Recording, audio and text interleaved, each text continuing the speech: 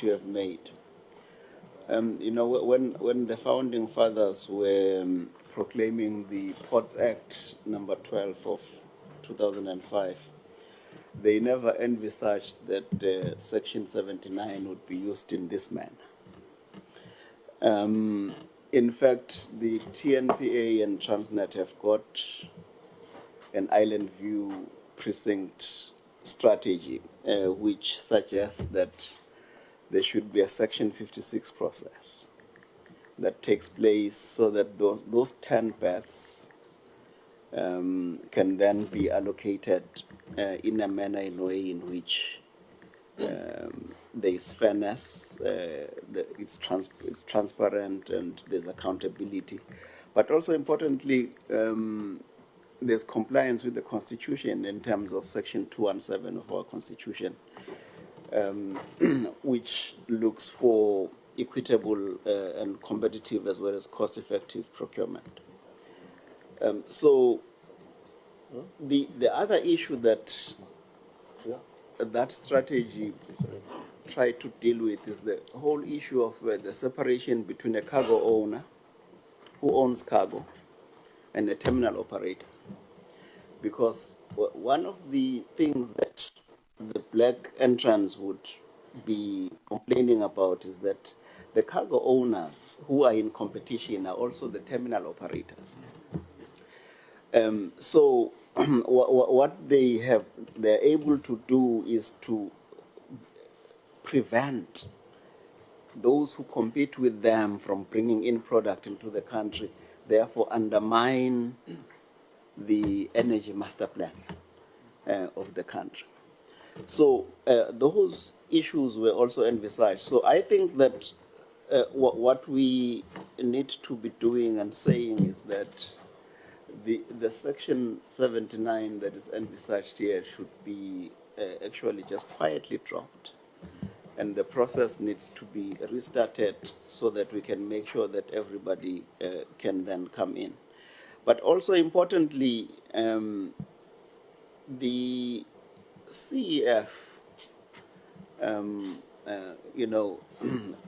cannot be given this marginal role that to play. In fact, when we talk about the capacity of the state, I align with Honorable Mkati in terms of how we need to deal with these issues. So I think we must insist that this whole thing is relooked, that there is clear criteria in terms of how we are going to make sure that the previously marginalized people can come in. There's a whole value chain around access to a path. It's one set of issues. Who has access to a path? Now I hear that because there are 10 paths and you've got 15%, you'll be given access to 1.5 paths.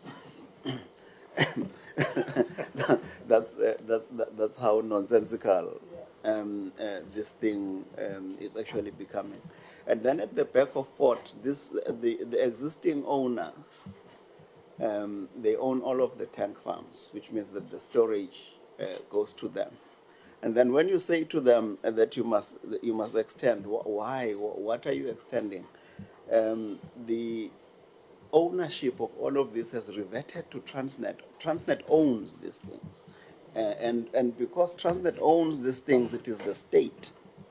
So as the state, it can then start a process to say those who are excluded, they can then begin to come in and be part of the value chain. But also the historical people that were there since the 1950s, they are disinvesting from this country. So why would you then perpetuate that and then say you are going to give them a 25-year lease? They are fleeing as we speak. They are going to other jurisdictions. But we now say, no, give them 25 years, each one of them, so that they can have these 10 paths. So for me, I think this we need to make sure that there's proper oversight. But also, I think as committees, because what we envisaged was that people who have the instrument of Section 79 in their hands would use it properly. And then we find that they now not use it. It means then we need to amend that.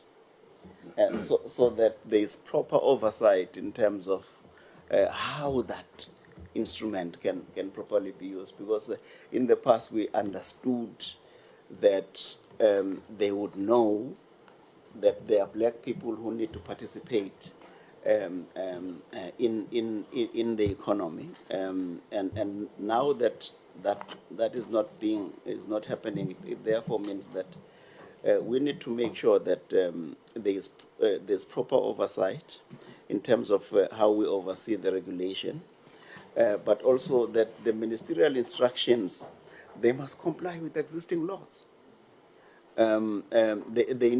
They need to include the transformation agenda and also affirmative action policies, but also they must align with the public interest. So when we have a CEF, it needs to have the proper state capacity in order for it to be able to reflect the broader transformation goals of our country.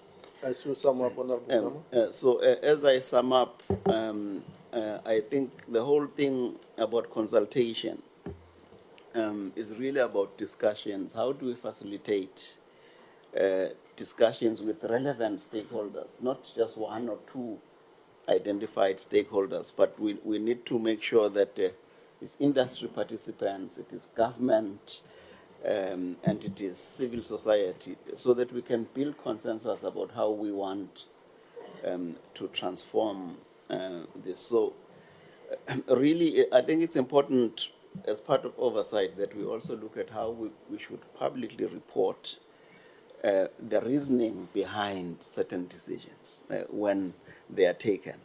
We need to be transparent in terms of understanding why certain decisions were taken in the manner in which they were taken, so that we don't have to always resort to legal things.